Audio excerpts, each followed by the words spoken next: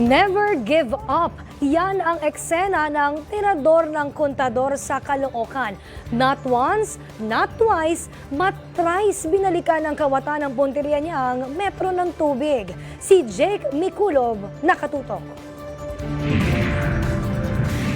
Ito ang kuha ng CCTV sa kahabaan ng J. Rodriguez sa Barangay 15 Caloocan. Makikitang tumigil ang lalaking nagbibisikleta. Palingon-lingon pa siya sa paligid na tila nagmamasid. Mamaya pa, pilit na kinakalas ng lalaki ang metro ng tubig. Pero hindi siya umubra dahil nahirapan siyang baklasin ng kontador. Hindi rin nakatiis ang kawatan, bumaba rin siya sa kanyang bike at tila nagkikipagpambuno siya sa metro ng tubig. Ilang beses din siyang bumalik sa bisikleta para hindi halatang nagnanakaw at sa ikatlong pagkakataon, nakalas niya sa wakas ang metro ng tubig, sabay eskapo. Ayon sa barangay, racket ng sospek ang pumitik ng kontador.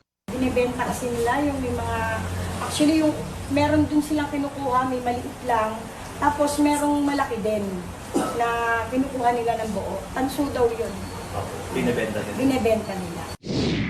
Napag-alamang banned na rin sa mga karatig barangay ang kawatan dahil sa kanyang modus. Kaya pinag-iingat ang mga residente laban sa binansagang tirador ng kontador.